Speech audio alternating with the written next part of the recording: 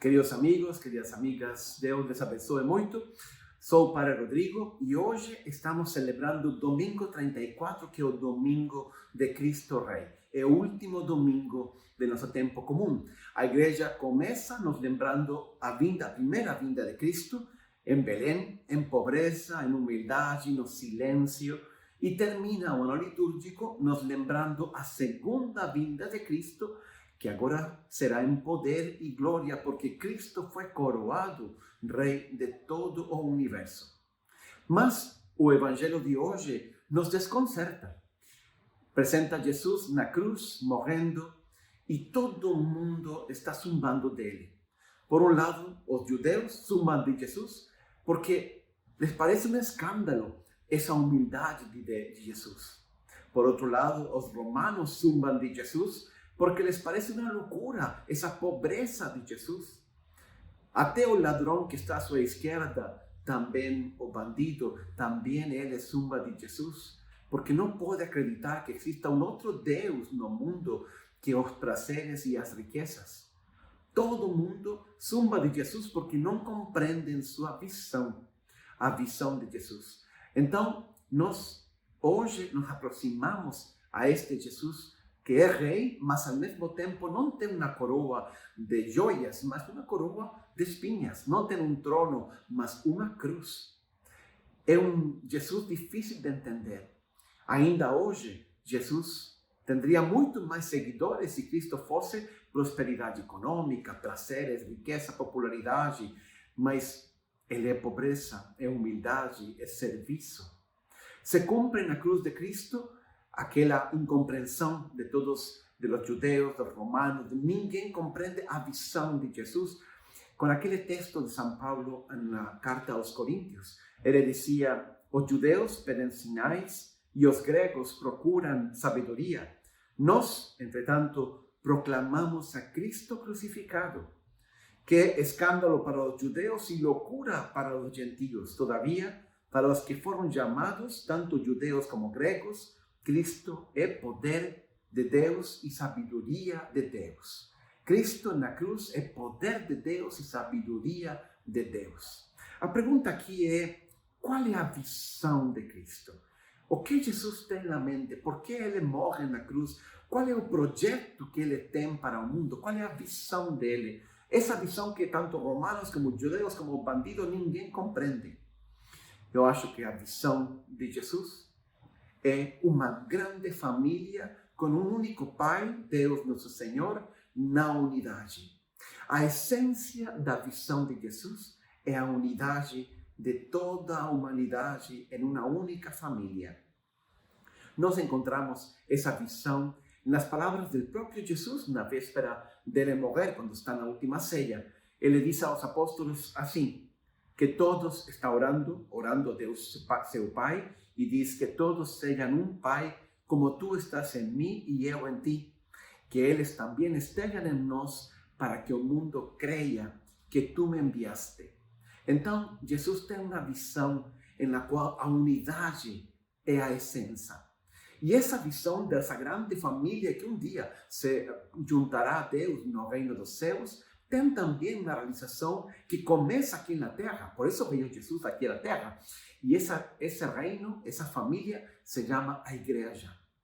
Queridos irmãos, hoje, nesta festa de Cristo Rei, eu quero destacar essa visão de Jesus, que é uma grande igreja, como uma grande família, unida sob um mesmo Pai, com um mesmo Senhor, Jesus Cristo, nosso Senhor. Por isso, ele morre na cruz. Porque na cruz não tem vencedores nem vencidos. Na cruz todos somos reconciliados em Cristo. Na cruz, diz São Paulo, foram derrubados os muros que nos dividiam. Agora, Cristo morre com humildade, com pobreza, precisamente para chamar a todos no amor a formar parte de uma única família, que é a igreja. Por isso, a pergunta é: como nós, cristãos, seguidores de Jesus, podemos colaborar na construção dessa visão de Jesus? Assim como as empresas têm uma visão de lo que deveriam ser, também Cristo tem uma visão do reino de Deus, da igreja. E essa visão tem que ver com a unidade. Como nós, essa é a pergunta-chave desta reflexão, como nós colaboramos então com Cristo na construção dessa unidade que é a igreja. A igreja hoje, tristemente, está muito dividida. A igreja, tristemente, hoje sofre de escândalos, de ataques por todos os lados, mas os mais perigosos são os que vêm de dentro da igreja. Por isso, hoje, eu quero falar sobre a unidade da igreja e o que nós cristãos, cada um de nós católicos, temos que fazer para defender a unidade da igreja. Então, 4 conselhos simples, mas poderosos, se nós aprendemos de Jesus essa lição e a colocamos em prática em nossa vida. Em primeiro lugar, foque no que nos une, não em lo que nos divide. É claro que todos na igreja somos diferentes, mas Cristo queria, e essa é a essência de sua visão, não me canso de repeti-lo, queria uma igreja unida, todos unidos. São Paulo dirá aos romanos, também Roma, a igreja de Roma, em tempos de São Paulo, sofre uma divisão, e ele diz assim: irmãos, esforcémonos em promover tudo quanto conduz à paz e ao aperfeiçoamento mútuo. Não destruas a obra de Deus. Efetivamente, quando nós não focamos na unidade, mas na diferença, nós destruímos a obra de Deus, que é a igreja, que Cristo construiu e começou construindo com sua própria vida, com seu próprio sangue, entregando-lo na cruz. Por isso, a igreja é algo sagrado que nós devemos cuidar sempre, focando mais em lo que nos une que em aquilo que nos divide. O que nos divide tudo. Nós somos diferentes, temos personalidades diferentes, viemos de culturas diferentes, temos um background formativo, de crescimento, de maduração diferente, etc. Todos somos, temos opiniões diversas, etc. Lo normal é que nós todos estejamos divididos porque somos muito diferentes. Mas aí Paulo diz: nos esforcemos por construir a paz. Eu digo, foquemos em aquilo que nos une, não em aquilo que nos divide. ¿Y qué es aquilo que nos une? Paulo lo explica en la carta a los Efesios. Ele diz assim: há um só corpo e um só espírito, da mesma forma que a esperança para a qual fostes chamados é uma só. Há um só Senhor, uma só fé, um só batismo, um só Deus e Pai de todos, que é sobre todos, por meio de todos e em todos. Então, aí está o convite de Jesus para unirnos todos em torno desses 7 princípios. Primeiro ele fala de um único corpo, ou seja, a igreja. Depois ele fala de um único espírito, ou seja, o Espírito Santo que todos nós temos recebido. Depois ele fala de uma única esperança. Qual é essa esperança? Em primeiro lugar, a segunda vinda de Cristo, e depois esse grande reino que ele construirá em uma única família. Depois ele fala de um único Senhor, que é o Senhor Jesus Cristo, que morreu por nós na cruz, de uma só fé, que é a fé que nós professamos no credo todos os domingos, de um só batismo, pelo qual todos nos tornamos filhos do mesmo Pai e, portanto, irmãos e membros desta família de Deus, de um só Deus e Pai de todos, que está em todos, que obra em tudo. Então, esse é Deus mesmo, nosso Pai que está no céu. Vejam, estas são as coisas que nos unem, não outras tantas coisas que poderiam nos dividir e que poderíamos nos separar a cada um de nós. Com muita frequência, tristemente, vemos como a igreja insiste nas diferenças e cada um quer formar seu grupo à parte. Não, esse não é o projeto de Cristo, essa não é a visão que Cristo tinha. Ao contrário, buscar a unidade. Quando você critica outra pessoa porque não é como você está falando assim: Deus, você cometeu um erro, essa pessoa não é como eu. Eu acho que Deus responderia: claro que não é. Claro, eu criei toda a diversidade da igreja precisamente para isso, para que todos aprendam a complementar-se. A diferença é uma oportunidade para construir. Também, às vezes, as pessoas me dizem: Padre, mas como conviver com essa diferença? Como aprender a superar essas divergências que existem entre uns e outros? Pois bem, temos que aprender a focar também na unidade quando temos que conviver com alguém que nos irrita, com alguém que é difícil conviver com ele. Isso acontece, é normal. Mas diz São Paulo: aceitai o que é fraco na fé sem a preocupação de debater assuntos controvertidos. Isto fala Paulo aos Romanos. Olha o que ele diz. Aceitar aquele que é fraco na fé, ou seja, ele tem defeitos. Lógico que tem defeitos, mas eu devo aceitá-lo e devo conviver com ele, apesar desses defeitos, porque sim, diz ele, evitando debater assuntos controvertidos. Então, não entrar nas coisas que nos dividem, antes, ao contrário, buscar aquelas coisas que nós temos em comum. Queridos irmãos, este é o primeiro conselho que eu lhes dou para trabalhar e contribuir com a unidade da igreja, construir juntos, todos focando nas coisas que nos unem e não nas que nos dividem. Esse é o primeiro ponto. O segundo ponto, trabalhe sempre pela unidade. A unidade não é uma coisa que acontece por casualidade. A unidade se construi com sacrifício, se construi com esforço, se construi trabalhando todos os dias. Paulo disse na carta aos Efésios: suplico-vos que andeis de modo digno para com o chamado que recebestes, com toda humildade e mansidão, com paciência, suportando-vos uns aos outros em amor, procurando cuidadosamente manter a unidade do Espírito com o vínculo da paz. Portanto, isso, construir a unidade com o vínculo da paz, superando, de novo, as diferenças. Eu acho que isto é normal. Todo matrimônio, eu me encontro às vezes em matrimônios que têm 30, 40 anos, celebramos uma missa de aniversário, e eu pergunto, e aí, como foram esses 40 anos? Foi fácil? Todo mundo coincide e me diz, não, padre, foi muito difícil. Lutamos, passamos muitas provações, passamos muitas dificuldades, mas aqui estamos, juntos. É assim. A unidade se conserva apesar dos problemas, das dificuldades, dos obstáculos que encontramos. Porque a unidade é mais importante. Como? Através do vínculo da paz, através de superar as diferenças e os obstáculos. Há duas coisas que eu consideraria muito concretas que nos podem ajudar para vencer esses obstáculos também na unidade da igreja. Em primeiro lugar, eu diria, não tente aplicar à igreja os valores do mundo. Os valores do mundo, quando entram na igreja, só causam conflito, só causam divisão.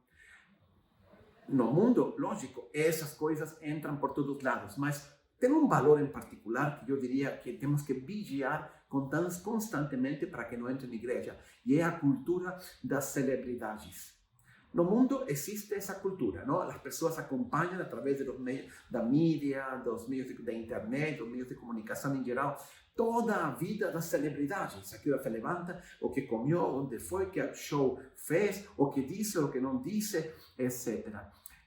Essa é a cultura das celebridades. Convertem praticamente a vida de uma pessoa em um reality show, não? Convertem a vida de uma pessoa em um produto de marketing. Mas não são valores da igreja. Esses valores da igreja, esses valores do mundo, são valores falsos. É apenas aparência. A igreja vive da integridade, da honestidade, do caráter, de lo que nós somos de verdade, não daquilo que parecemos, não só de aparências. Quando esse espírito entra na igreja, traz divisão, traz conflito. Que eu sou daquele padre, que eu sou desse outro padre, que eu sou desse partido, eu sou de outro partido, de um grupo, de outro grupo, e nos dividimos. Por quê? Porque entra a cultura e os valores do mundo. São Paulo também experimentou isto na igreja de Corinto. Em Corinto, por exemplo, começaram a discutir e a brigar sobre uns que achavam que eram seguidores de Paulo, outros de Apolo. Parece que a lealdade a certas pessoas ficou por cima da lealdade a Cristo, da lealdade à igreja. E aí, lógico, produz conflitos e divisões. Paulo escreve assim, então, na carta aos Coríntios. Toda a primeira carta aos Coríntios está dedicada a este tema. Havendo entre vós, diz São Paulo, inveja e contendas, não sois porventura carnais? E não estáis andando segundo os homens? Porque dizendo um, eu sou de Paulo, e outro, eu de Apolo, não sois apenas homens? Quando Paulo diz assim, porventura não sois carnais, com carnais ele está falando esta frase, vocês são imaturos, vocês não têm a maturidade, vocês se deixam influenciar por os valores do mundo. E depois agrega, não atuam desse jeito apenas como homens, ou seja, com os valores do mundo. Esses são os valores que nós temos que superar. Paulo continua dizendo assim: o que é Apolo? O que é Paulo? Senão ministros pelos quais crestes. Eu plantei, Apolo regou, mas Deus deu o crescimento, porque nós somos, agrega, termina São Paulo, cooperadores de Deus. É assim, eu reguei, eu semeei, Apolo regou, mas Deus dá o crescimento, porque nós todos somos colaboradores de Deus.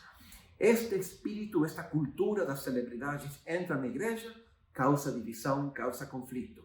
Por quê? Porque deixamos que os valores do mundo entrem na igreja. A segunda coisa que nós temos que fazer para salvar, para conservar a unidade da igreja, é não deixar a igreja se envolver nas lutas do mundo, nas pautas, nas causas, especialmente as políticas. Cristo não veio para discutir sobre economia, Cristo não veio para discutir sobre questões de poder, de riqueza, enfim. Essas coisas têm seu próprio âmbito, é a política. Se espera de um político que atue movido pelo serviço e com uma intenção reta, buscando sempre o melhor do povo, não os próprios interesses, não os interesses de seu partido. Isso é fundamental, mas em qualquer caso, a igreja não está para trabalhar e lutar por essas causas. Hoje que estamos em um mundo de internet, onde todo mundo pode expressar sua opinião, onde todo mundo pode falar, ou deveria poder falar o que pensa, é muito fácil querer arrastrar a igreja também a estas causas. E isso não é bom.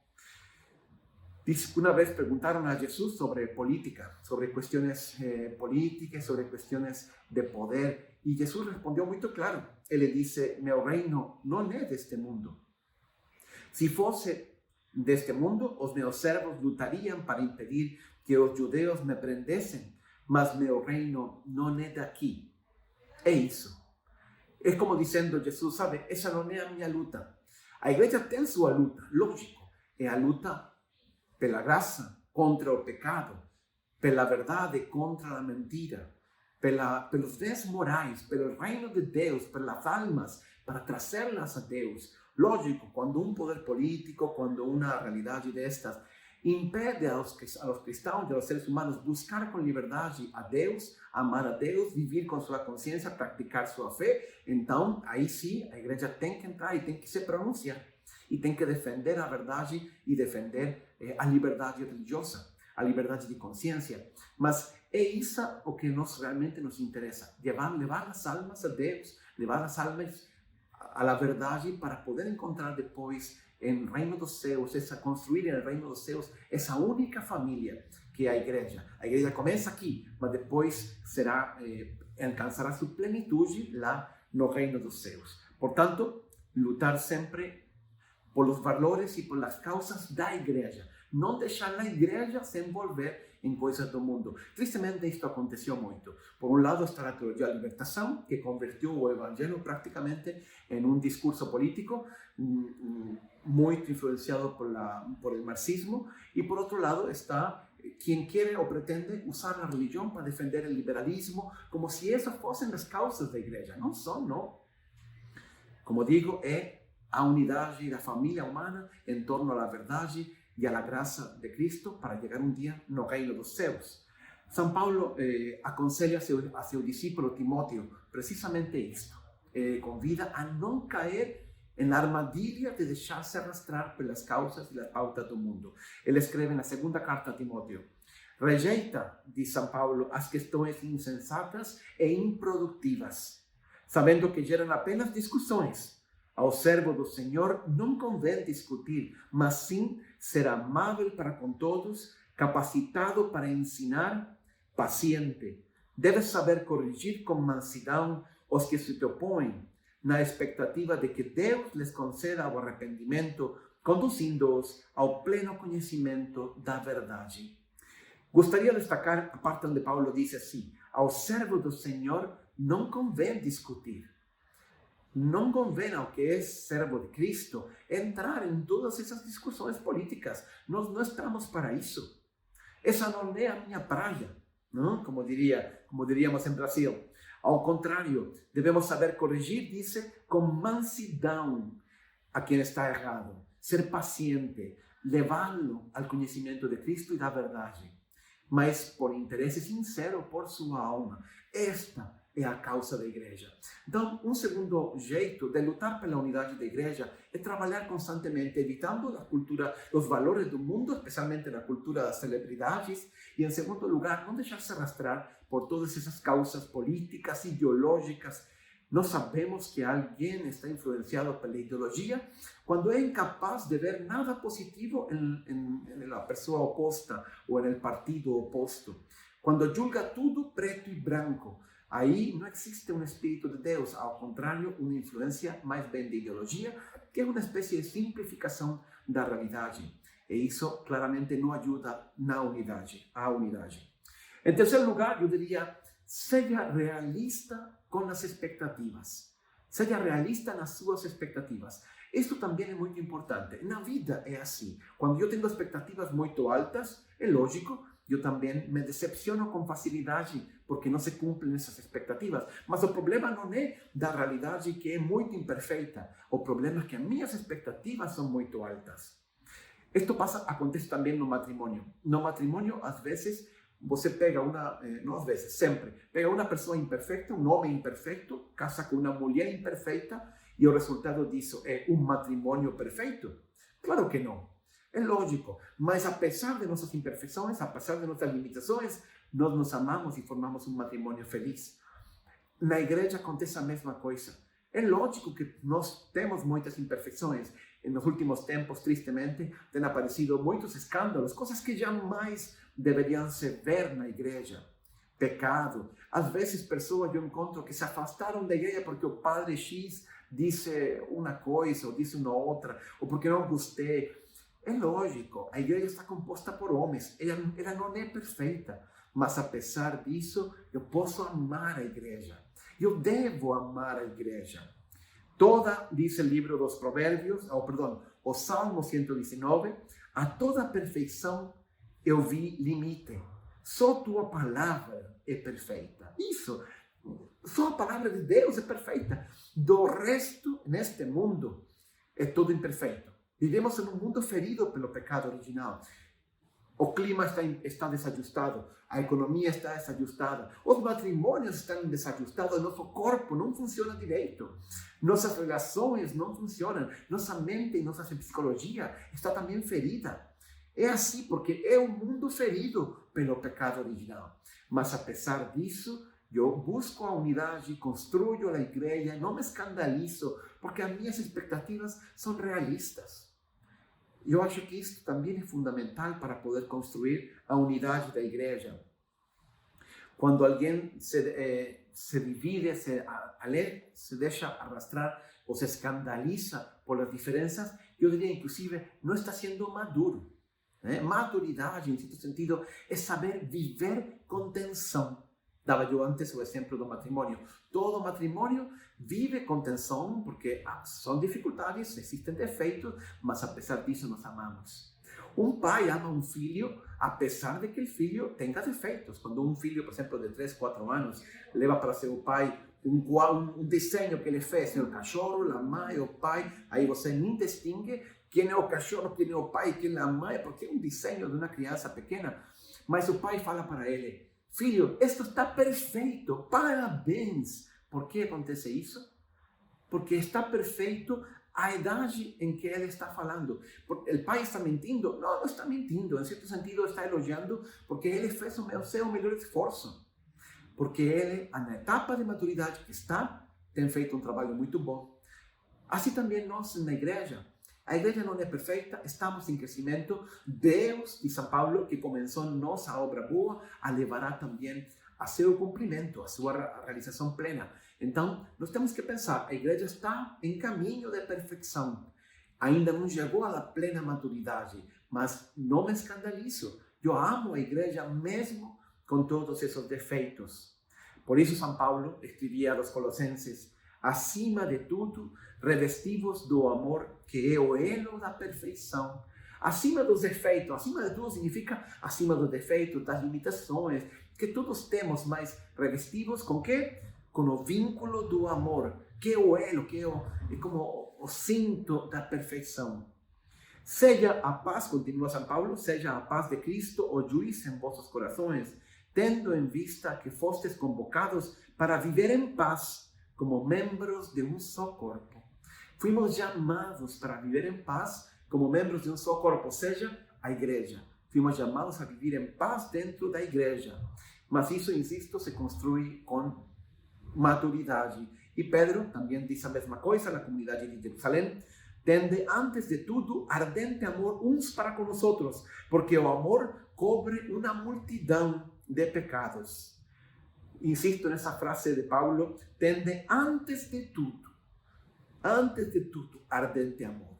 O amor por cima de todos os nossos defeitos e de todas as nossas limitações. E termino, último conselho, ofereça ânimo em troca de crítica. Isto também é muito importante, queridos irmãos, as palavras são muito poderosas. Nas palavras, diz o livro dos Provérbios, está a vida e a morte. Eu posso elogiar, posso animar, posso transmitir um espírito positivo ou posso criticar e destruir. Devemos cuidar muito todas nossas palavras, ditas em privado ou em público, porque elas têm um poder para influenciar, para construir a igreja de Cristo, aquela pela qual Cristo morreu, ou também para destruí-la. Esforcémonos, diz São Paulo na carta aos Romanos, que, por certo, a igreja dos romanos também sofreu divisão, esta vez não porque unos estaban del lado de Paulo, otros de Apolo. La iglesia de Roma estaba dividida por una bobagem, mas era por regras sobre la comida. Que podían comer, que no podían comer. Había un partido que decía una cosa, un partido que decía otra. Esas cosas humanas, ¿no? Dejamos, insisto, que esos valores y esas mentalidades del mundo entren en la iglesia. Ahí Paulo escribe, esforcémonos en promover tudo quanto conduz à paz, ao aperfeiçoamento mútuo. Ou seja, falar sempre positivo, ser sempre construtivo, é isso o que temos que fazer. Alguém poderia pensar, padre, eu concordo, está tudo bem, nós temos que saber falar e construir a paz, mas o que fazer quando alguém está fazendo algo objetivamente mal e todo mundo sabe? A gente tem que fingir que isso não existe? A gente tem que calar? Não. Eu, claro que não. A gente tem que enfrentar. Também Jesus falou disso no Evangelho de Mateus e no Evangelho de Lucas. Encontramos uns conselhos de Jesus sobre isso, não? De saber chamar a atenção ao nosso irmão, primeiro em privado, depois com 2 testemunhas, depois em público, etc. Mas eu agregaria um detalhe importante. Fazer isso sempre com um espírito positivo, com sincero desejo de ajudar, com amor. Se assim nós fazemos, nós encontraremos as palavras para ajudar essa pessoa de um jeito positivo. Quem critica de um jeito ofensivo faz que a pessoa se coloque na defensiva e então não recebe essa crítica. Eu devo saber expressar a crítica de um jeito positivo. Esta é um skill, é uma habilidade, é uma capacidade que nós temos que desenvolver. Todo líder deve saber expressar as coisas que estão mal de um jeito construtivo, de um jeito que possa influenciar e ajudar essa pessoa para sair em frente. Nós precisamos saber dizer as coisas difíceis em termos construtivos e positivos. Encontrem. Isto vale também para o matrimônio. Padre, meu marido isto, padre, minha esposa isto. Bueno, fale, mas fale com amor.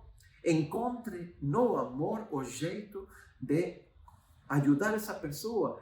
Quando as pessoas veem que você está falando porque tem sincero interesse por ela, porque você se compromete a ajudá-la, porque está usando as palavras com delicadeza, inclusive aquelas coisas que implicam uma crítica ou uma correção, então essa pessoa recebe e está disposta, abre seu coração para deixar-se ajudar. Mas precisamos, como digo, ser sempre positivos e construtivos. É assim também que nós construímos a igreja. Às vezes eu vejo dentro da igreja pessoas que querem defender o patrimônio de fé da igreja original, mas não fazem necessariamente com espírito construtivo. Não fazem isso com amor, mas antes, ao contrário, com crítica, apontando, expondo isso a toda a sociedade, expondo as divisões entre toda a sociedade. Antigamente tinha na igreja do medioevo, na igreja medieval, teve 2 grandes críticos. A igreja estava mal, era uma coisa objetiva. A igreja estava dividida, a igreja estava, os cardeais, inclusive o Papa, viviam com grande luxo. Isso não estava bem, não era o espírito do Evangelho, não era o espírito de Cristo. E muitos dentro da igreja sentiram o desejo de chamar a atenção sobre isso. Mas teve duas pessoas diferentes. Por um lado, o cardenal Savonarola.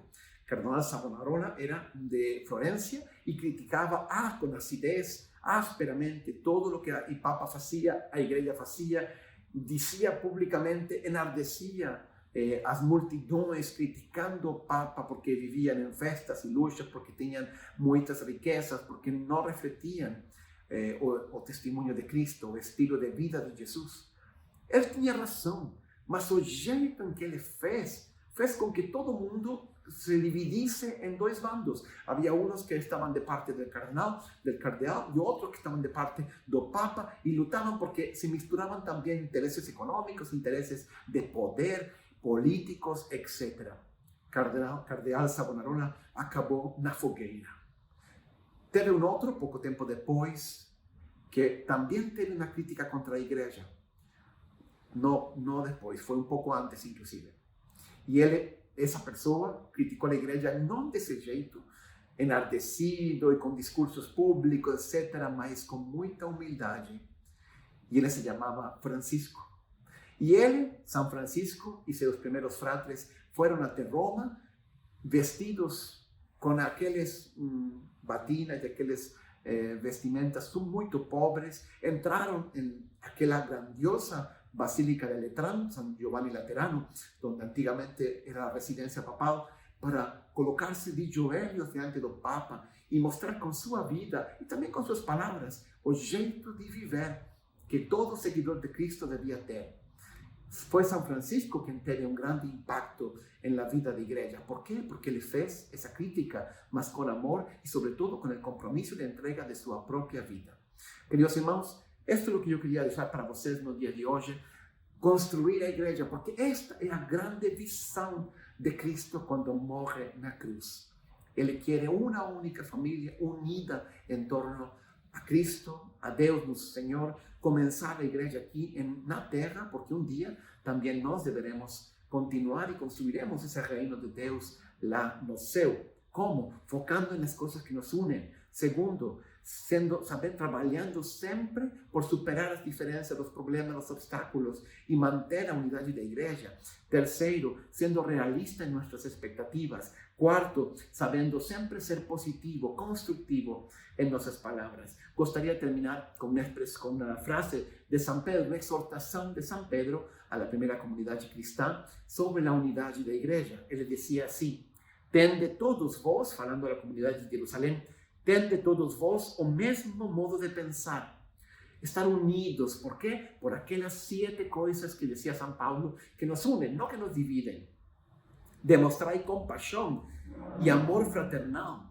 Sede misericordiosos e humildes. Não sobram palavras. Cada coisa tem seu motivo e tem sua razão de ser. Mostrem compaixão, amor fraternal. Sede misericordiosos e humildes, não retribuindo mal com mal, tampouco ofensa com ofensa, ao contrário, abençoai, porquanto foi justamente para esse propósito que fostes convocados, a fim de também receberdes uma bênção como herança. Efetivamente, nossa herança é uma grande bênção, é a igreja triunfal, é o reino de Deus lá nos céus, onde viveremos todos em amor e em unidade junto com Deus, nosso Senhor. Esta é a visão de Cristo. É isto o que nós aqui neste mundo temos que fazer para construir o reino de Cristo. Que Deus les abençoe muito.